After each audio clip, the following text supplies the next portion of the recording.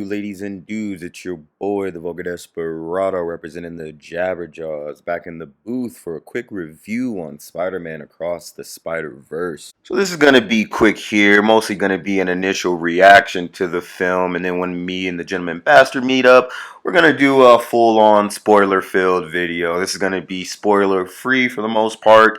I'll edit out if I fuck up, but I just want to let y'all know how the movie was from the initial reaction. Well, before we go any further, if you could do a favor and hit that like, hit that subscribe, would really appreciate it on the road to 1,000. Thank you very much. Now, off the rip, I'm going to say there is a lot to unpack with this movie. I mean, generally speaking, it's well over, I think, 2 hours. It's not a short film. There's a lot going on in here, and there's a lot to digest.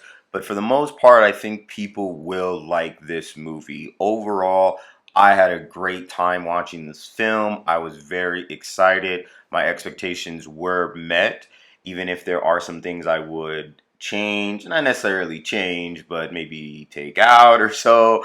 There are some things in the movie that I would say prevent it from being a 10 out of 10, but it is very, very close. It is a pretty much a 9 out of 10, 9.5. Like, it's a very, very good movie.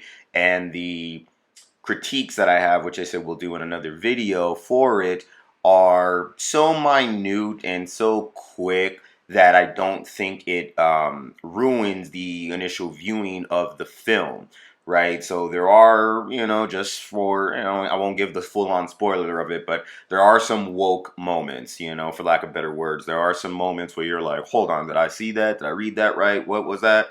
And I think because they're so far and few and at the very least spaced out, that I kind of viewed it as, all right, well, they're meeting their quotas and we can ignore this and keep it pushing, right? I think that's something to be mindful of when it comes to going to this movie and a lot of movies that are quote unquote woke, or rather just modern films. I think, to not be a hypocrite. If I'm a person that's like, well, I liked Batman v Superman, and then you tell me, well, the movie sucks because of the Martha moment and everything else in that 2.5 hour movie is bad, it's kind of the same way. I may not like some of the woke things, but if they do one or two things here and there, does it make the whole movie bad? I I think there's a fair argument to say that, yeah, I don't want to see certain things. I think there's certain propagandic messages that aren't good, and we can definitely discuss that. However, I would make the argument that because certain things are sprinkled in, it doesn't take away from the whole. It's very rare, I would say it's very rare that you're going to watch a 100% rated well movie. Most movies like that on Rotten Tomatoes are some Oscar bait, which in today's time might meet the quotas, or they're, classic films that were doing, things that films were not doing way back in the day. So, that's kind of my opinion when it comes to the whole, let's call it the perfectionism in it when it comes to viewing a film. Now, that being said, again, I do believe this movie is fantastic on almost all fronts. Musically, I think the music in the background, it captures the essence and the feel of the characters and the story very well. Metro Boomin does the soundtrack here, and kind of like on that Black Panther tip, you got a lot of rappers, and it's not, what's the word I want to use? It's not shy away from its hip hop roots of what it's trying to do with it. It's not really orchestrated, even though there are some beats in the background. I'm not, trying to say it's not there, but it's very, very fun musical score. Animation, hands down, man. This is, it's funny. You kind of forget that the first movie, won many awards for being the best animated feature and all that jazz. And you want to talk about, oh shit, we're gonna repeat here. Yeah, like they balls to the wall. They went off on the animation. Now, I had some critiques with the style because I see that Ninja Turtles movie is kind of mimicking that, and I'm kind of like, well, dang, I hope this doesn't just become the new popular thing. That whole semi-cell shaded kind of look. I don't know exactly the terms they use for it, but overall, like, I was very, very impressed. It has a very uniqueness to it because it likes to switch up the styles. Like, as you kind of see in the first movie, they really take it to the next level with all the Spider-Verse traversing, if you will. They really are like, okay, well, let's really show off with our animation talent, and they do that fantastically. You will not be disappointed going to this movie. This is definitely one of those movies you need to and should see in theaters, simply for the fact that that's kind of what movies were made for back in the day. They're meant to be at least first enjoyed on this big, amazing screen with an amazing sound system. And hey, look, if you got that big ass curvature TV at your crib and a nice surround sound with it, do you? You're gonna have to wait a little bit. Pre-orders are available right now, but I would greatly recommend most people go see this movie. Like, it is that good, like visually and story wise too.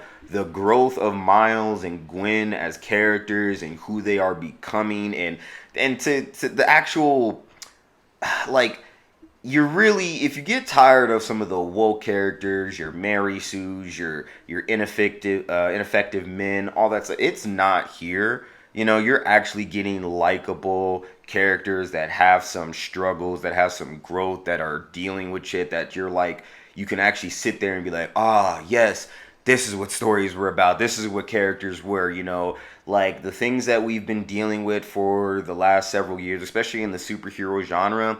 Like, this movie, I'll be real, it kind of makes you forget about superhero fatigue. This is not the kind of movie where you're going to be like, oh, another one, another carbon copy. Like, no. They're doing their own thing, and they're doing it very well. And honestly, there's so much I really want to say. I honestly, I really do want to like boast about how good this movie was. And I even do want to go in on the critiques that I do have it, but I'm gonna have to save that for another video. I do want people to be able to go see this. I'm not a person that's like big on spoilers. I think that's a sickness that we have when it comes to entertainment. Most stories do follow similar beats, so spoilers do kind of fuck it up for me, if you get what I mean.